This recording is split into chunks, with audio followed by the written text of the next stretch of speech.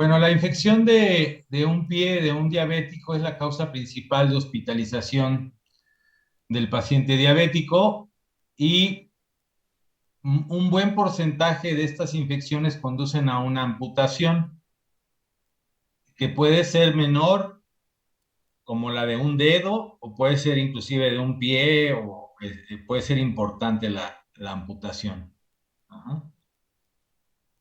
El factor más importante que predispone a la infección es porque los pacientes pierden la integridad de la piel debido a que, como tienen un problema de neuropatía y tienen poca sensibilidad, eh, lesiones que a veces ocurren en el pie no las perciben, este, y fácilmente pueden empezar a incrementarse, ¿verdad?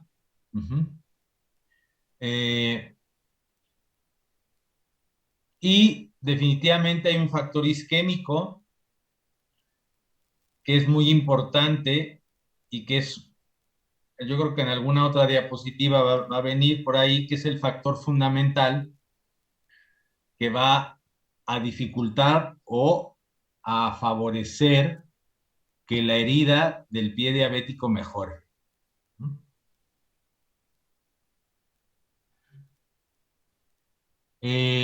A nivel del sistema inmune, hay alteraciones a nivel de los leucocitos.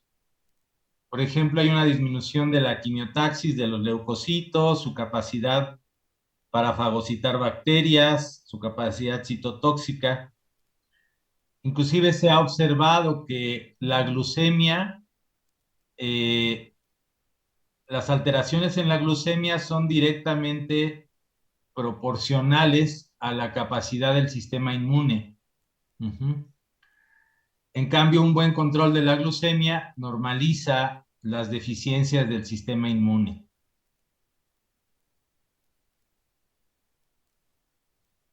Mm. Eh, se han encontrado muchas bacterias. La bacteria más involucrada en el pie diabético es el Staphylococcus aureus, pero pueden existir muchas otras bacterias, incluyendo las anaerobias, ¿sí? Eh, el diagnóstico de un pie diabético es clínico, obviamente por la lesión que estamos observando, este, y por bueno, los datos de inflamación, y en los casos en los que hay una importante infección, porque pudiera haber una lesión o una úlcera no infectada, pero también en muchas ocasiones encontramos claros datos de infección, ¿no? Como supuración de la herida. Uh-huh.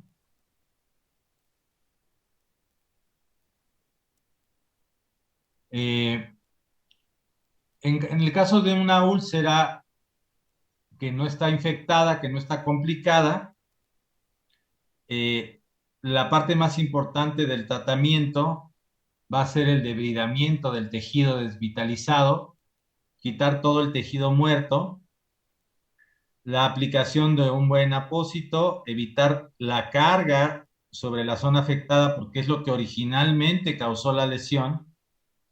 Por ejemplo, muchos pacientes diabéticos tienen pequeñas lesiones debido al calzado que utilizan, a, a alteraciones de su biomecánica en donde, por ejemplo, recarguen más una parte del pie, o le pongan más fuerza, estén más recargados de una parte del pie, este, y esto va generando primero un callo, que después se puede generar en una laceración y finalmente pues en una ruptura de la piel y en una úlcera, ¿verdad? Ujú.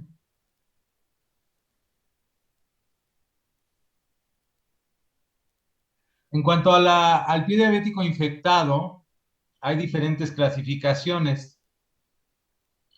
Está desde las infecciones leves que no presentan un riesgo para una extremidad, en donde existe una infección del tejido celular subcutáneo, o sea, de la grasa, de menos de 2 centímetros de extensión, con úlceras superficiales, y habitualmente dice aquí se puede tratar con un régimen ambulatorio. Puede haber infecciones moderadas o graves, en donde la celulitis es más extensa y tiene úlceras profundas, y lo más grave que sería en un pie diabético es la presencia de infección a nivel del hueso. Uh-huh.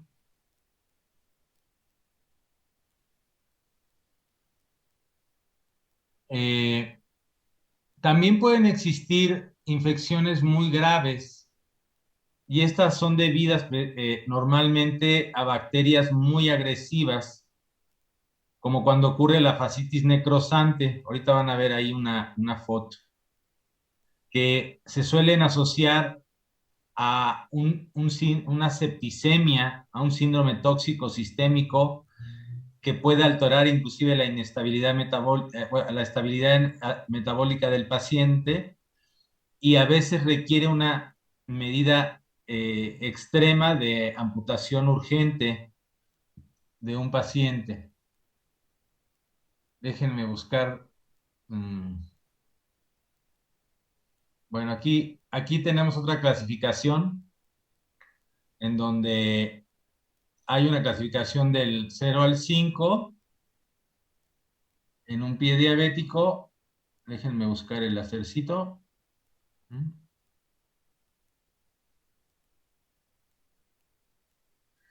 En donde en el grado 0 pues puede haber nada más callos, por ejemplo, o cabezas de los metatarsos prominentes, Doctor alguna de... Aido, Sí, adelante. buenas noches, compañeros. La clasificación anterior que acaba de dar es la del doctor Gibbons, es de 1976, si mal no recuerdo. Y esta es la del doctor Wagner. Esta es la que más se utiliza en la clínica. Ya está en desuso, pero es la más práctica para describir algunas cosas clínicas. Me imagino que va a seguir comentando algunas clasificaciones. Si quiere, en este tema yo tengo mucha experiencia.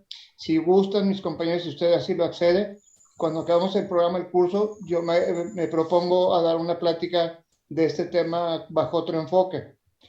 Terapeuta, yo soy cirujano general y cirujano plástico y esta es mi área de expertise, pero Ah, yo no manejo el ozono como lo maneja usted, entonces si hay oportunidad en un futuro, me gustaría complementar lo que usted maneja en bajo otra visión que yo hago, ¿verdad? Pero esta clase ya casi no se usa, doctor.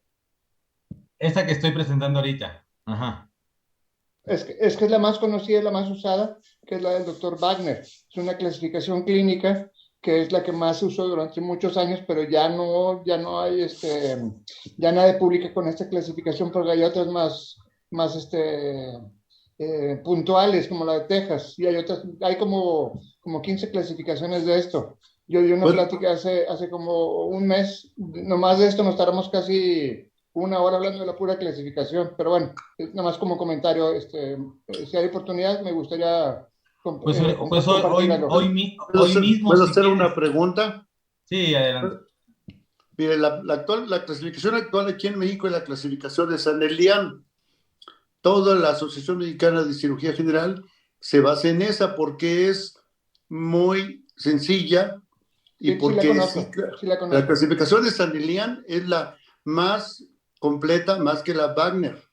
Pero La no es Wagner práctica. ya, Bueno, sí, es mucho sería más cosa de práctica. platicarlo con, sí, bueno, es práctica, pero sería cosa de platicarlo con calma, pero Bueno, uno lo considera no práctica, pero ya viéndolo bien, va clasificando y luego ya al paciente lo vas bajando de la clasificación, porque si le quitas la infección, le quitas todo, vas bajando la clasificación, va del 1 al 30. Esa es la que llevamos todos en la Asociación Mexicana de Cirugía General, es en la que nos basamos todos los mexicanos. No sé usted de qué país, pero esa es la que más se utiliza actualmente. Bueno, el tema es hablar del pie diabético. Si quieren, ahorita inclusive los hago coanfitriones para que, si quieren presentar o comentar algo, ¿les parece? sí, Sí, adelante, sí. yo encantado de lo que gusten, yo puedo participar y bueno, hay mucho para platicar de esto. Ok. Este, el tema es llegar al punto del ozono, ¿no? Estamos,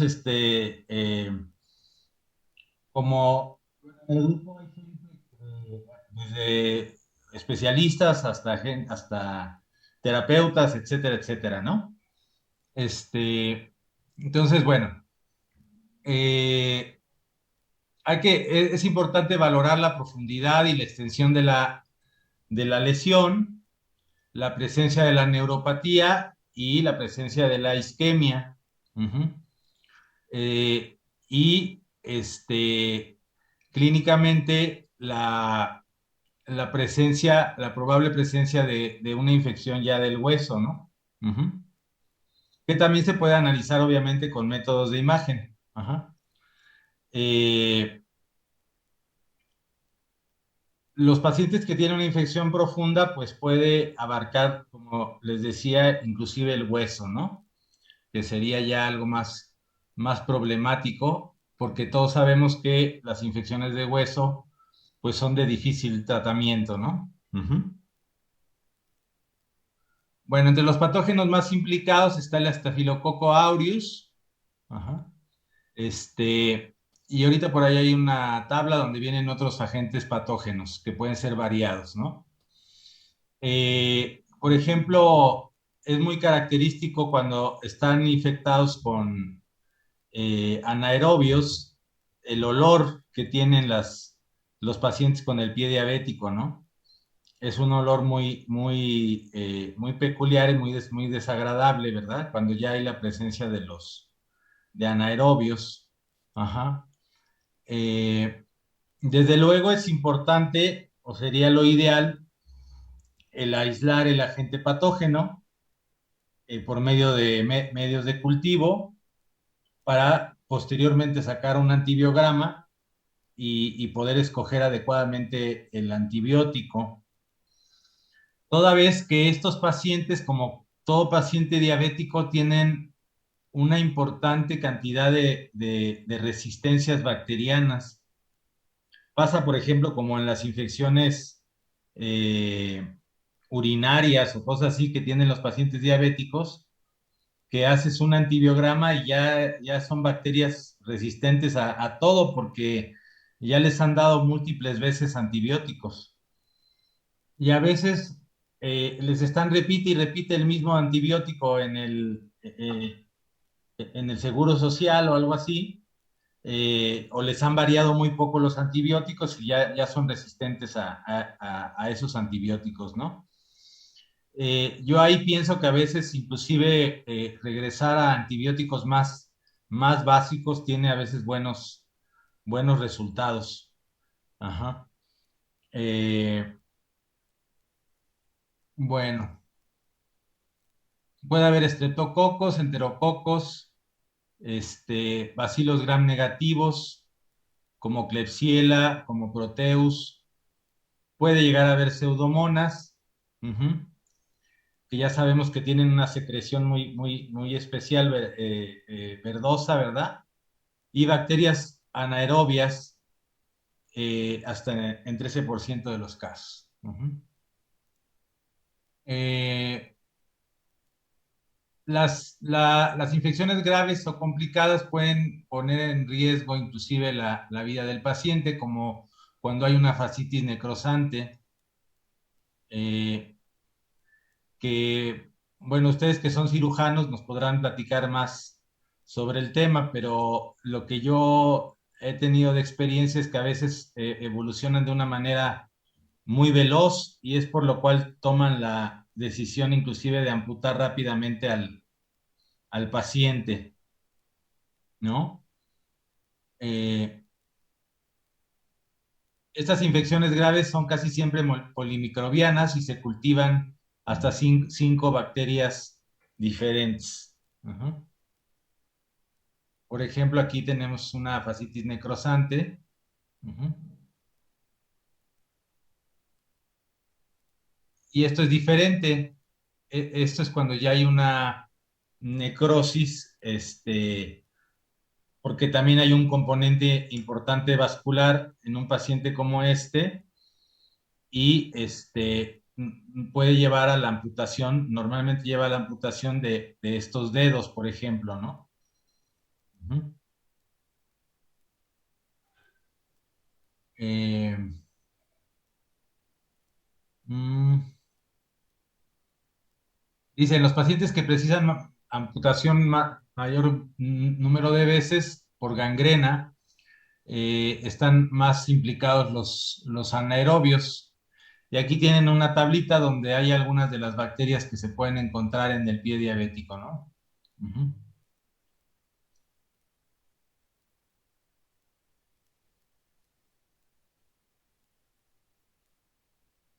Es muy importante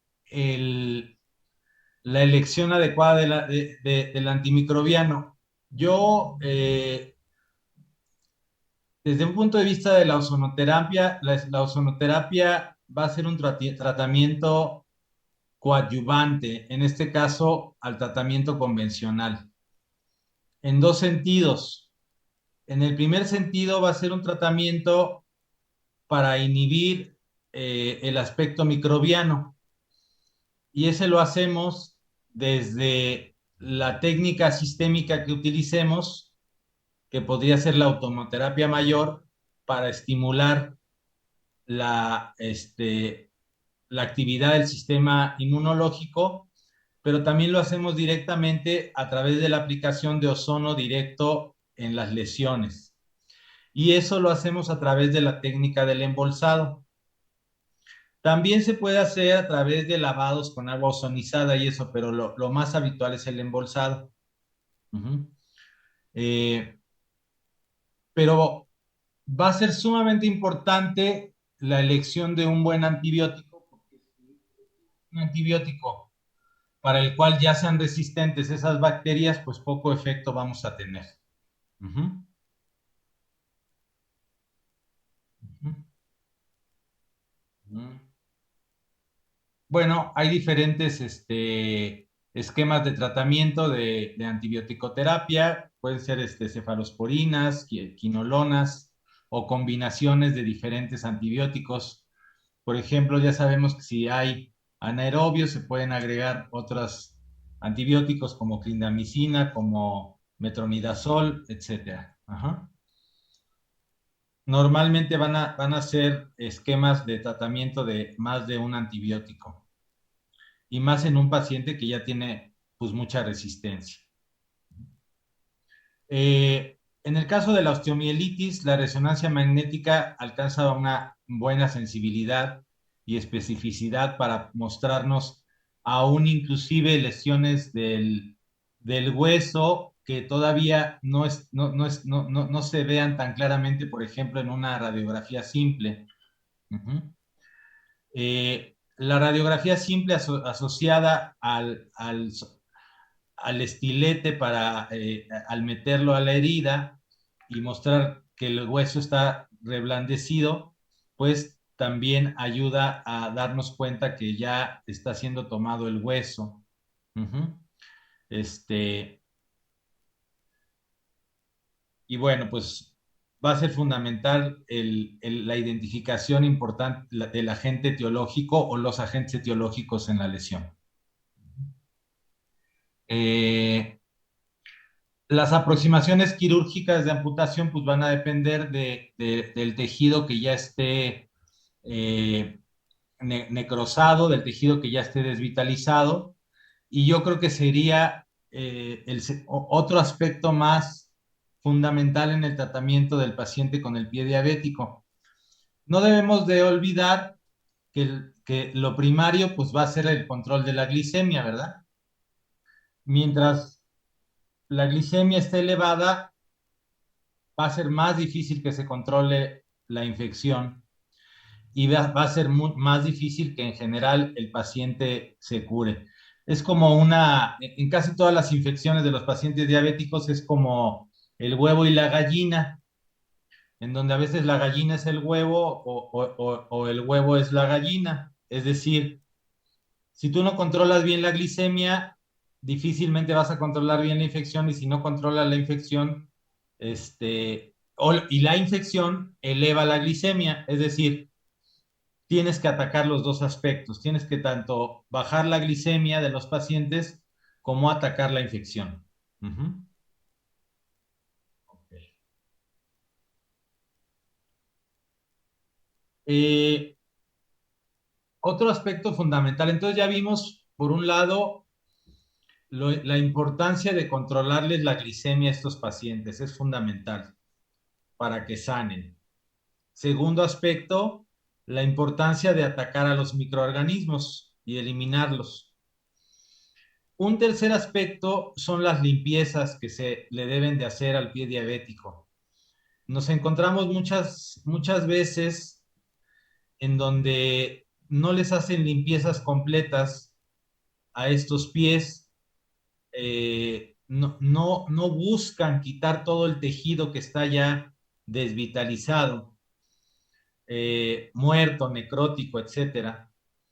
Y a veces se le deja al familiar que haga limpieza y algo así, el familiar no hace una limpieza realmente profunda y te encuentras una úlcera en donde si tú empiezas a limpiar y empiezas a buscarle, pues te encuentras hasta una conejera, ¿no? Es decir, encuentras hasta que hay muchísimo tejido que está ya tomado por la infección, que ya está sin vida, y esta es una de las partes mucho más también sumamente importantes para el tratamiento del pie diabético, porque si tú no realizas una limpieza a profundidad, y es una limpieza quirúrgica, es decir, quitarle todo el tejido desvitalizado y buscar todo hasta que hayas terminado con todo el tejido desvitalizado, con todo el tejido que está purulento, etcétera, tomado por la infección, etcétera, no va a haber una mejoría del paciente.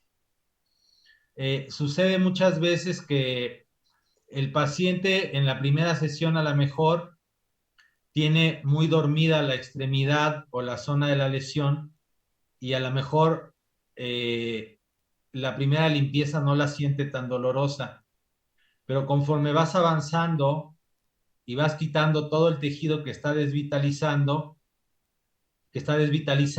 y empieza a mejorar el paciente, empieza a tener mayor sensibilidad y empieza a ser muy dolorosas las limpiezas. Por eso es muy recomendable, desde mi punto de vista, que se bloquee la sensibilidad del pie cuando se hacen las limpiezas. Y me refiero a pies que están muy complicados, es decir, cuando tienes que hacer limpiezas profundas, tienes que quitar el tejido desvitalizado, inclusive tienes que usar el bisturí, etcétera, para limpiar, quitar tejido, quitar piel, etcétera, al paciente le va a doler muchísimo. Entonces es muy importante saber bloquear la extremidad para poder hacer una buena limpieza y que el paciente no esté sufriendo al momento de hacerle la limpieza, ¿no? Ujú. Bueno, eh, puede llegar a requerir un debridamiento quirúrgico a nivel de quirófano. Todo va a depender, puede ser desde una ulcerita, el pie diabético puede ser desde una ulcerita, ¿verdad? Que lo tratemos así a nivel del consultorio o un procedimiento en donde tengamos que quitar dedos o quitar muchísimo tejido que se tenga que hacer en un aspecto más de quirófano, ¿no? Ok. Eh, y bueno, pues es lo mismo que les voy diciendo. Mientras se va haciendo la limpieza, hay que ir lavando la herida, hay que ir buscando todos los recovecos, inclusive a veces se hacen conejeras, que es una conejera, pues un espacio abajo de la piel, que es en donde está la lesión, que está debajo de una piel que todavía está bien, y a veces inclusive se conectan una úlcera con otra zona del pie que también está abierta a través de un canal, de una conejera que conecta las dos zonas y es necesario limpiar todo y quitar todo el tejido que está desvitalizado en este tipo de pies, ¿no? Eh, mm, Se utilizan diferentes tipos de apósitos húmedos cuando son cavidades grandes y hay hoy en día pues en lo que es la farmacia, pues, una variedad de sustancias que se pueden utilizar y que ayudan a inhibir la infección y con los cuales se deja embarrada el tejido después del tratamiento. Una opción a esto pudiera ser el aceite ozonizado desde el punto de vista del ozono, pero hay muchas otras sustancias que se utilizan para aplicar en donde ya después de haber hecho toda la limpieza y todo, que se pueden aplicar en la herida y en los apósitos o en las gasas que se dejan ahí en las heridas. Eh, Uno de los aspectos más importantes, y es donde entra otra de las partes que tenemos que adicionar al tratamiento y donde el ozono juega un papel muy importante, es mejorar la circulación arterial del paciente. Se han hecho estudios donde se ha visto que la circulación arterial pues es un aspecto fundamental para que el paciente se recupere. Y ahí el ozono pues se viste solo. La autohemoterapia mayor va a ser un aspecto que va a mejorar muchísimo la circulación. Es tan importante que es impresionante el ver el, el ver el efecto que tiene el ozono en el tejido. Una vez me tocó tratar a un paciente que tenía pioderma gangrenoso, que es una enfermedad autoinmune o forma parte de enfermedades autoinmunes y es un ataque del sistema inmune hacia la piel y el tejido celular subcutáneo. Bueno, de tal manera que le veías, tenía unas úlceras en los pies muy grandes que inclusive le podías ver el músculo al paciente. Y hagan de cuenta ustedes que el músculo tenía una coloración como de carne vieja. Se han visto cómo la carne que ya la tienen mucho tiempo se pone como oscura. Y cuando una carne está fresca, tiene un color como rosado, un poquito parecido como al de la lengua, ¿no? Cuando la carne es muy fresca. Bueno, pues es muy impresionante. Si llegan a ver algo como esto que les estoy diciendo, es muy impresionante porque la autohemoterapia mayor en muy pocas sesiones cambia el color. En este paciente cambió el color inclusive del músculo y empezó a cerrar las úlceras. Pero lo que más me impactó de este paciente fue el cómo cambió el color del músculo. Es decir, cuando estamos haciendo una autohemoterapia mayor, estamos mejorando la circulación en todo el organismo. Y en el caso de un pie diabético, pues va a ser fundamental el mejorar la circulación. Ahora, ¿qué otro procedimiento se puede agregar a la autohemoterapia mayor para mejorar la circulación de los pacientes? Bueno, los norteamericanos agregan mucho el uso de la quelación junto con la autohemoterapia mayor. Inclusive han acuñado el término quesón, así chelation y ozonotherapy, ¿no? Que es el uso simultáneo después de una mayor de una quelación para mejorar la circulación del paciente.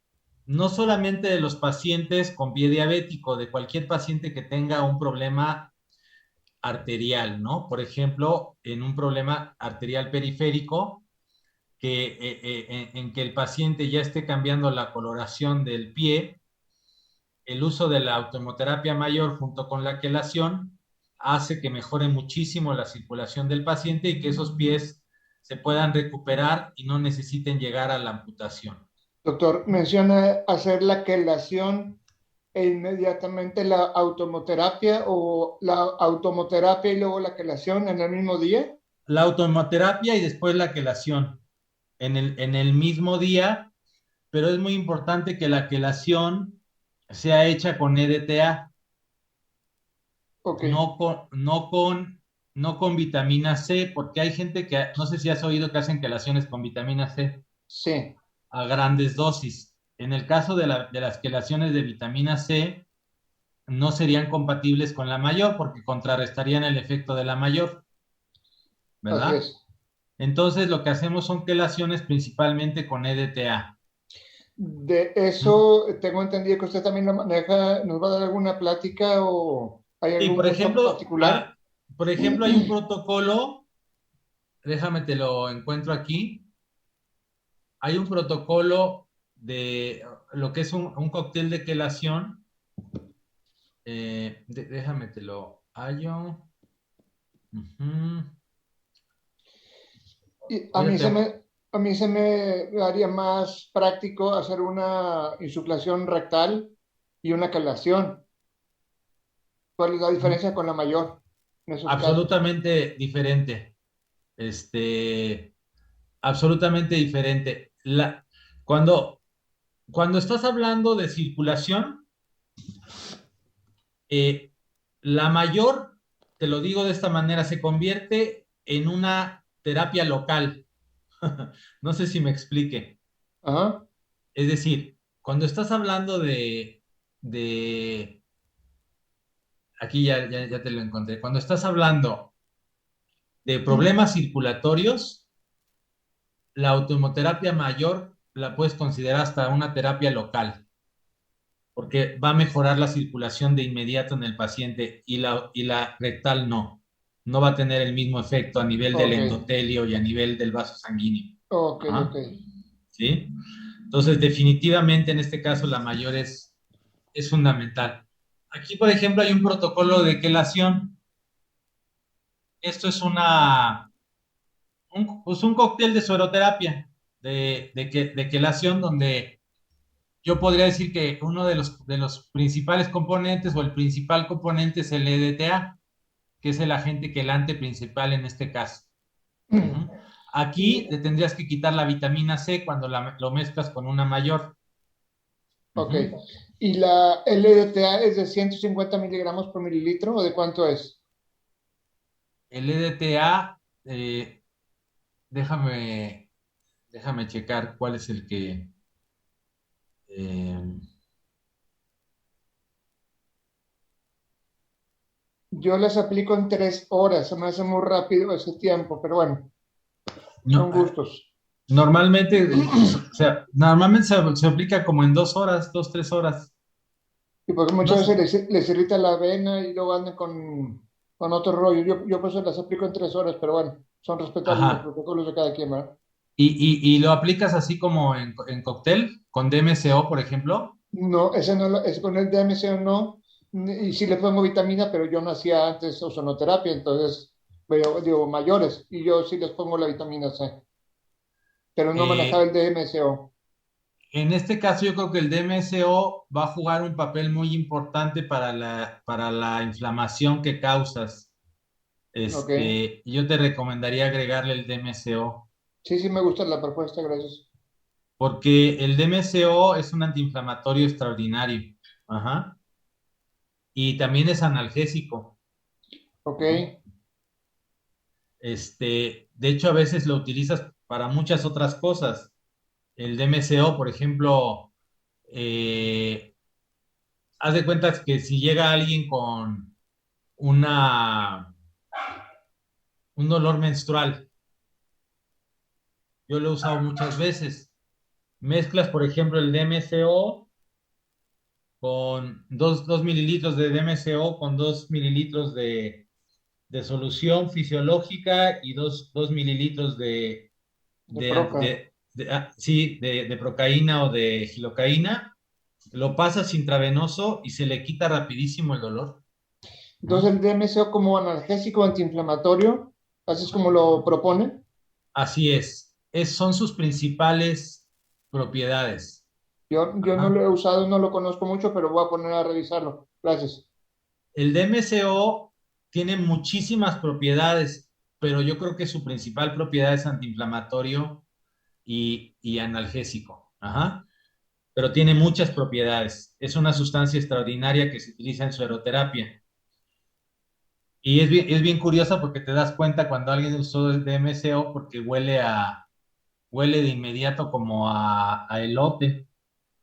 de inmediato que el paciente utiliza DMSO empieza a expirar un olor muy particular. Dicen a cebolla, pero a mí me huele a elote. Ok, Ajá. ok, Ujú. gracias. Bueno, entonces el tratamiento con ozonoterapia va a estar basado en el embolsado, de preferencia en la automoterapia mayor, si es imposible ponérsela, sería la rectal, pero 1000 veces de preferencia en la automoterapia mayor para mejorar la circulación del paciente. Se podrían hacer los lavados con agua ozonizada y la aplicación de aceite ozonizado o de cualquier otra de las sustancias que se utilizan hoy en día para la inhibición ahí de la... Inclusive estas sustancias a veces también tienen agentes que ayudan a la cicatrización, ¿no? Hay toda una gama de sustancias que se compran hoy en día para aplicar y dejar en la lesión del pie diabético, ¿no? Ujú. Perdón, maestro. Sí, En referencia a lo que ahorita nos platicó de que pone solución fisiológica, lidocaína y DMSO, ¿para qué nos platicó que era? Perdón. para un dolor agudo, por ejemplo, si tienes un dolor de muela o tienes un dolor menstrual, lo usas directamente intravenoso, lo vas pasando lentamente y se les quita rapidísimo el dolor. Muchas gracias, maestro. Sí. Bueno, el embolsado, dependiendo de su concentración, va a tener dos objetivos. El embolsado va a tener el objetivo, si esa concentración es grande, es de 60 a 80 microgramos por mililitro, su objetivo va a ser inhibir a las bacterias. Ajá, va a ser un agente bactericida directo. Entonces, lo primero que tienes que hacer es una muy buena limpieza de la herida para dejar descubierto toda la zona que está afectada, haber lavado muy bien esa herida y antes de ponerle cualquier agente, tienes que utilizar el embolsado. Entonces, le vas a poner la bolsa, normalmente ponemos una manguera de silicón conectada del aparato a la zona, a la cercanía de la lesión. Por ejemplo, yo la pego con micropor cercana a la úlcera. Luego pones la bolsa y vas a cerrar la bolsa lo mejor que puedas sin apretar demasiado y quitarle la circulación al paciente, ¿no? Por ejemplo, con el mismo micropor, pues cierras la bolsa lo más posible para que no se escape el ozono y empiezas a insuflar la bolsa. Cuando tú ya hayas visto que la zona donde está la lesión está suficientemente inflada, vas a parar el que esté el ozono circulando y vas a poner una pinza o vas a doblar la sonda, la manguera de silicón, le puedes poner una pinza para que no se vaya a escapar el ozono y vas a dejar durante media hora que esté ahí el ozono en contacto con la lesión. Posteriormente a esto, ya sea que abras la bolsa como tal o que utilices en el aparato lo que es el succionador, lo conectes a la manguera y extraigas el ozono para que no se escape todo el ozono al medio ambiente, ¿no? Pero ya después de media hora ya disminuyó en forma importante la cantidad de ozono, no es tanto sí abres y sí huele a ozono, ¿no? Pero si no, puedes extraerlo con la succión o simplemente quitarle la bolsa al paciente. Posterior a esto es que tú ya vas a poder aplicar algún agente a la cicatriz, ya sea un aceite ozonizado, que va a depender del objetivo que tú quieres, el grado de oxidación que tiene el aceite. Los aceites ozonizados, por ejemplo, de 500 de IP o índice de peroxidación, sí pueden matar bacterias, pero un aceite ozonizado a lo mejor de 100 o de 200 IP, lo que va a provocar más bien es cicatrización. Lo mismo pasa con el embolsado. ¿A qué voy? Si nosotros ya logramos vencer la parte de la infección, ya no tiene un objetivo que ustedes pongan un embolsado a altas concentraciones, al contrario, van a inhibir la cicatrización. Entonces lo que requieres es bajar la concentración del ozono a una concentración entre 20 y 30 microgramos por mililitro para ayudar a mejorar la cicatrización de esa lesión. Eso es muy importante que les quede claro. Lo mismo vas a hacer con el aceite ozonizado que le vas a poner, o en su caso, los que utilizan otro tipo de sustancias, para aplicar en los apósitos y en las gasas que le dejan en la herida, las pueden utilizar en vez del aceite ozonizado, ¿no? Ahora, ¿qué tan seguido va a ser el tratamiento? El tratamiento va a ser lo más seguido que sea posible, sobre todo al principio y cuando está la infección en la forma más aguda. Es decir, está la infección, la acaban de recibir al paciente y ven que está infectado, pues si lo pudieran hacer venir diario, pues sería mejor. Si no, cada 2 días, ¿verdad? Pero ustedes saben que el paciente tiene que estarse limpiando todos los días la lesión y ahí siempre tenemos un problema porque si no enseñamos bien al familiar o no tenemos un buen apoyo del familiar, o bueno, o en el caso del paciente donde él se puede limpiar, si no tenemos un buen apoyo de que se esté limpiando la lesión, pues va a ser más tardado el que la lesión cure, ¿verdad? Eh, entonces, cuando la lesión está infectada, los embolsados los vamos a iniciar con 20 sesiones que deben de ser diarias en el mejor de los casos, con concentraciones de 60 a 80 microgramos por mililitro. Y conforme vaya disminuyendo la infección, vamos a ir disminuyendo la concentración hasta llegar a 20 microgramos por mililitro, que va a ser una concentración cicatrizante. También en algunos tipos de úlceras y en algunos artículos han utilizado el aplicar directamente en las úlceras, no estoy hablando de úlceras infectadas, aplicar directamente el plasma rico en plaquetas o aplicar, en vez de que apliques la menor, hay un artículo bien interesante en donde hagan de cuenta que ustedes hacen una menor y le ponen la sangre, en vez de inyectarla al paciente, se la aplican en la úlcera y luego la cubren muy bien con uno de estos plásticos quirúrgicos. Ajá. Es como si hicieras una costrota. No sé si me explique. Ajá. Con la sangre ozonizada. Y se ha visto que esto acelera mucho la cicatrización de la úlcera. Maestro, ¿solo se le vierte la sangre como si fuera un enjuague en el área, al menos?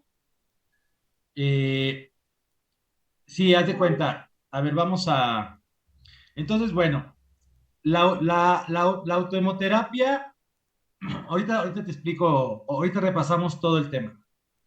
La autohemoterapia debe de ser una autohemoterapia que mejore la circulación y estimule el sistema inmune, reduzca el aspecto de oxidante, todos los beneficios principales del ozono. Entonces, normalmente, nunca nos vamos a pasar de 40 microgramos.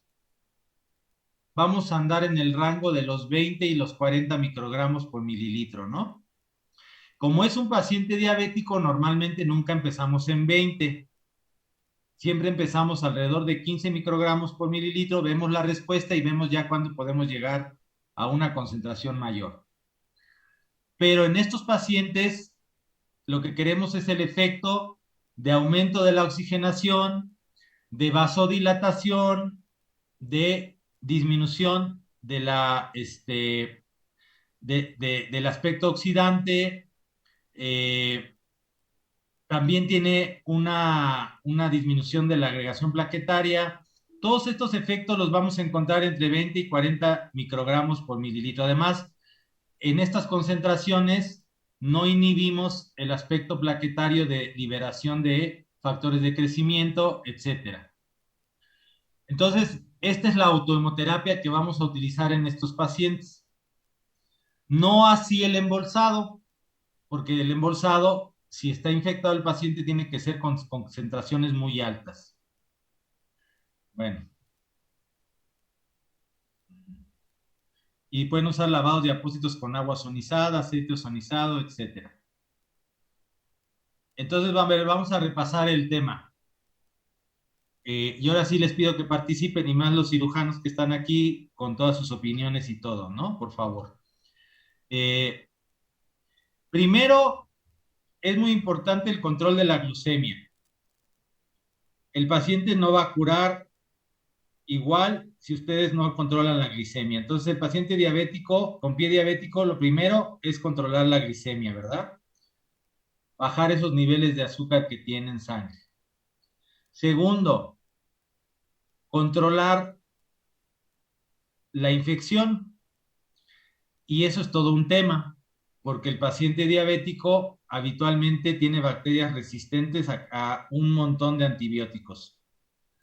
Entonces, o hacen una buena historia clínica viendo los antibióticos que ya ha utilizado para utilizar otra familia de antibióticos de amplio espectro, lo más correcto debería de ser hacer un cultivo, tanto para aerobios como para anaerobios, y pedir que se haga un antibiograma.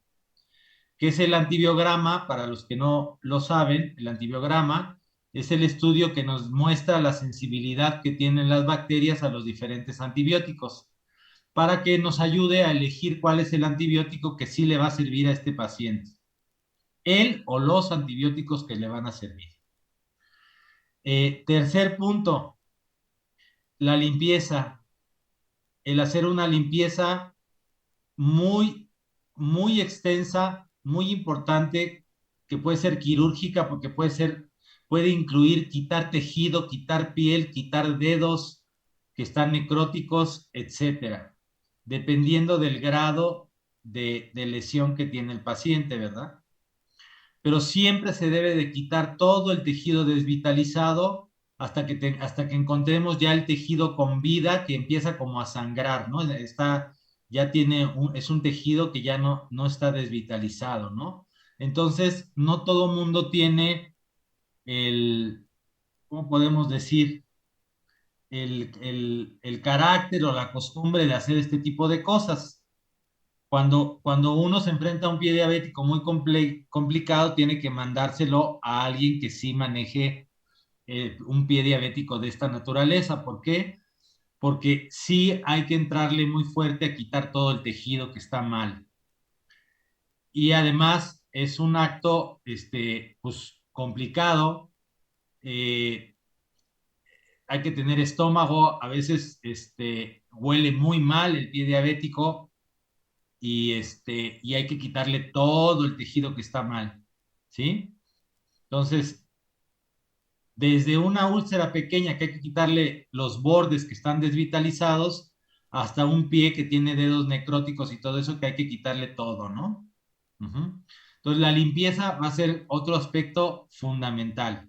Doctor, sí, aquí para los que están en hospitales, yo trabajo pura medicina privada, pero los que están en instituciones, siempre es la discusión entre los internistas al cirujano, ya opéralo. Y el cirujano dice, no, pues estabilízalo porque está hecho en el azúcar, en la azotea y está todo metabólicamente hecho un caos. Hay que hacer las dos cosas, o sea, el internista sí, al mismo tiempo, o sea, el internista le mete mano hasta donde pueda y uno tiene que hacer una desviación quirúrgica agresiva de un solo tiempo, es decir, a la primera, no es de que cada semana, cada tercer día lo meto a hacer un lavado quirúrgico, eso es hacerse, con el debido respeto, es hacerse güey. O sea, el paciente debe hacerse la cirugía es una desviación una sola vez, bien hecha hasta el fondo, hasta llegar, como usted lo mencionó, a un tejido sano. Tejido sano se describe como tejido rojo con un sangrado fino, puntiforme o profuso, en que uno lo ve ya limpio y que está sangrando. Y se tiene que detener un rato, hacer compresión o utilizar sustancias para controlar el sangrado y luego hacer presión continua durante un tiempo para que se controle ese sangrado, es decir, llegar a un tejido sano. Y eso se hace en un solo tiempo. Y luego chamba del internista mantenerlo estable las próximas 24 horas en que trae el control metabólico hecho un caos, pero a las 24, 48, 72 horas ese paciente ya va a estar estable. Es convertir una herida crónica, una herida complicada, en una herida traumática en un paciente que está descontrolado. Si se esperan a que el internista lo controle, el cirujano nunca lo opera. Y si el internista se opera a que el cirujano diga que sí, pues son los pacientes que acaban amputados. Entonces eso hay que hacerlo en un tiempo temprano. Y además hay que hacerlo. Es decir, no sé si te ha pasado que hoy en día en los medios públicos ya ni siquiera le entran a la chamba, Luis. Hay una tendencia importante a la amputación. El pie diabético requiere muchísimo trabajo. Sí, O sea, sí, yo tengo mucha experiencia en eso, pero malamente no tiene por qué amputarse un paciente. Un paciente diabético complicado, de 1,000 pacientes complicados que dicen ya va para amputación, se tiene que amputar uno o dos hoy en día. O sea, hay muchos tratamientos para mejorar la circulación, no se diga las quelaciones, todo esto que tú estás comentando, y hay tratamientos con angioplastías, stents, bypass, tratamientos vasculares locales, hay muchas cosas que se pueden hacer antes de llegar a una amputación. Yo tengo dedicado a esto más de 25, 30 años y amputo un promedio de uno o dos pacientes por año.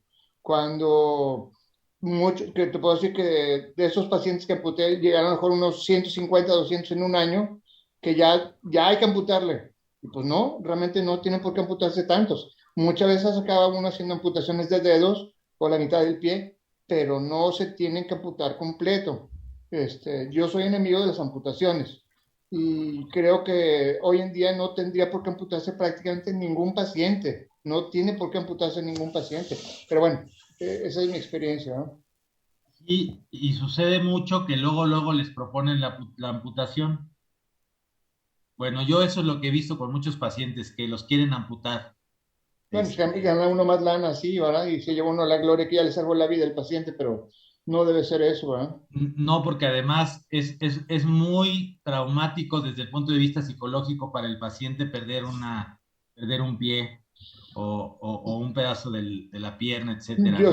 Yo siempre he dicho que cuando se amputa una pierna, se amputa una familia, no nada más es el paciente, porque tiene alguien que llevarlo, bajarlo, subirlo, acomodarlo, etcétera. Entonces, es amputar a una paciente, no nada más es el paciente, sino la familia. Es desafortunadamente menos del 10% de los pacientes amputados se rehabilitan en México y el 50% de los pacientes que se amputan de una amputación mayor del tobillo para arriba, es decir, una infracondilia o una supracondilia, menos del 10% se rehabilitan y el 50% a los 3 años se está haciendo la amputación mayor de la otra extremidad, porque en general está complicado y las condiciones del paciente no mejoran porque se deprime, etcétera, etcétera. La familia no lo atiende, no se maneja adecuadamente el azúcar y es una cadena de complicaciones de dominó, pero realmente lo que hay que hacer es salvar desde los primeros dedos, o sea, no es amputar nomás por amputar, sino salvar lo que más que se pueda y que el paciente se rehabilite lo más pronto posible, ¿verdad? Desafortunadamente es un porcentaje muy bajo.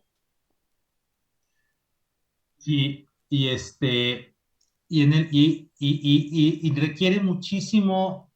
Yo también estoy totalmente de acuerdo contigo que la limpieza, la número uno, tiene que ser completa. Y a partir de ahí le vas a seguir limpiando.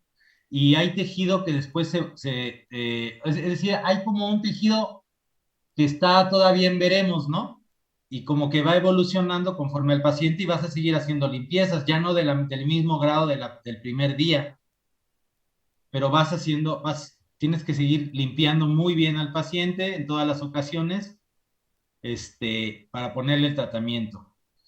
Eh, Y, y pues bueno, es que yo no, bueno, yo le sigo haciendo curaciones a mis pacientes pero es un 5% de lo que queda un 10%, o sea, no es el 45%, o sea, es la primera cirugía, en mi opinión, en mi criterio, es agresivo hasta que llegas a un tejido sano y lo poquito que te falta en una semana, 15 días, ya debe estar completamente empezando a granular bien, ¿verdad? No es hacer curación y curación y curación, porque igual te llevas un mes y no lo has terminado de limpiar. Es una sola y bien hecha. No, y además si en la primera no quitas todo, pues va a seguir avanzando. O Así es, sea, por eso yo insisto que una bien hecha es lo que tiene que hacer, pero bueno, como tú dices, se necesita estómago, ganas, no llegar sin comer, porque si está uno sin comer, pues estás más agresivo porque quieres salirte a comer, entonces quieres acabar más rápido, y si llegas sin comida, pues te echas pa' chingón y pues no eres tan agresivo como si tienes hambre, ¿verdad? Desafortunadamente, y aparte, pues si comes, pues el olor y todo eso es medio gacho, entonces como que no es para todos, ¿no? Pero bueno, pues eso a mí me ha llamado mucho la atención y pues creo que se pueden hacer muchas cosas por los diabéticos que pues a los que les interesa el tema es apasionante esto, ¿verdad? es muy bueno porque si tú haces todo y tienes del otro lado el apoyo también de que te estén trayendo al paciente, etcétera, ese pie se va a salvar. Ajá. Ese pie se va a salvar y el paciente pues va a tener una mejoría. Es increíble porque a veces se le quitan dedos y ves cómo va cicatrizando y cómo va cubriéndose otra vez todo, ¿no? Y cómo al final a lo mejor perdió unos dedos el paciente o algo así, pero es perfectamente funcional. Ajá. Y les va muy bien. Entonces, bueno, limpieza quirúrgica muy, muy intensa. Control de la glucemia, antibioticoterapia. Y en el ozono, muy importante, la automoterapia mayor, que va a mejorar la circulación, que va a estimular el sistema inmune, que va a mejorar toda la oxigenación del sitio y el embolsado. Y ya puede agregarse pues, el agua ozonizada o el aceite ozonizado, pero el embolsado y la autohemoterapia mayor vienen a ser los tratamientos fundamentales que se tienen que aplicar en el pie diabético con el ozono y que serían coadyuvantes o sumarían al tratamiento médico convencional, ¿no? Y suman bastante. Ahora que ya lo estés haciendo, vas a ver que aumenta, yo te pudiera decir, y ya nos dirás después tu experiencia, pero en algunos artículos acelera hasta el 50, o sea, como, si iba a tardar, no sé, 20 días en mejorar, tarda 10. O sea, reduce 50% el tiempo de curación del paciente. Sí, el embolsado tengo como 20 años haciéndolo y jala muy bien. Yo tengo un equipo más primitivo que tiene más potencia porque es un equipo ambiental. Entonces yo lo dejo 4, 5, 7 minutos y los quito, porque si no se seca mucho la herida. Entonces, y ahora con este equipo que tú estás manejando, ya lo compré, comercial para mis cuates, está muy padre, está muy bueno, me gustó. Pues ya voy a seguir tus indicaciones en la línea como tú lo manejas, porque tú tienes más experiencia en el campo, y bueno, voy a seguir tus lineamientos, pero ya lo manejo con el embolsado y me va muy bien, estoy muy contento con ese proceso, porque es como tú dices, va agilizando el proceso de curación de los pacientes, ¿verdad? Del área, se ve a la semana el cambio, ¿verdad? Así es. Bueno, ¿alguien que tenga algún comentario o pregunta de este tema? Las automoterapias mayores, ¿cada cuando las haces en pie diabético? Eh, Mira, en el paciente cuando te llega, y si lo puedes ver diario, yo te recomendaría hacerle una cada 2 días. Y si le quieres hacer la rectal, bueno, va a depender del paciente. A ver, si el paciente es muy grande, de edad o algo así, no le puedes poner diario una vía sistémica porque no va a reaccionar tan adecuadamente. Vamos a suponer un paciente, no sé, de 40 y tantos años, 50 años. Podrías alternar una mayor con una rectal si lo ves diario al paciente, por ejemplo, al principio, y después ir espaciando. O sea, podrías poner o una mayor 2 o 3 veces a la semana. Ujú. Ya que el paciente va mejorando, ya le puedes ir espaciando las tratamientos. ¿Sí me expliqué? Sí, otro punto. Comentabas de que se le puede poner una menor en la herida. Eso sería interesante que lo probaras. Porque yo estaba Eh, pensando, ahorita que lo estabas comentando, no en la herida, sino en la periferia, que es donde pudiera recuperarse parte de la zona isquémica que está entreveremos entre azul y buenas noches, no propiamente en la zona necrótica, sino en la zona perilesional, para que se recupere la zona de isquemia. Pero bueno, veo opciones, ¿verdad? ajá. Bueno, estamos imaginando un pie muy, muy, como los que tú ves, así, que hay que Gacho. quitarle dedos y todo esto, ¿no? Vamos a pensar en una úlcera, por ejemplo. En una úlcera, pues le vas a debilitar ahí los bordes, ¿no? Vas a reavivar los bordes, etcétera. Y en ese tipo de úlceras es que han aplicado el ponerla menor en toda la úlcera, ¿sí me explicó? Sí, de hecho tengo un paciente que mañana voy a ver y a lo mejor lo opero el miércoles. Vamos a hacer eso. Te mando fotos y seguimiento. Ok, entonces le pones la menor y le pones de estos plásticos que son limpios, que son quirúrgicos, Sí, para los dejarlo manejo. como tapado. Sí, los Ajá, manejo. Sí, sí, sí. ok. Y va a ayudar a cicatrizar mucho más rápido la úlcera.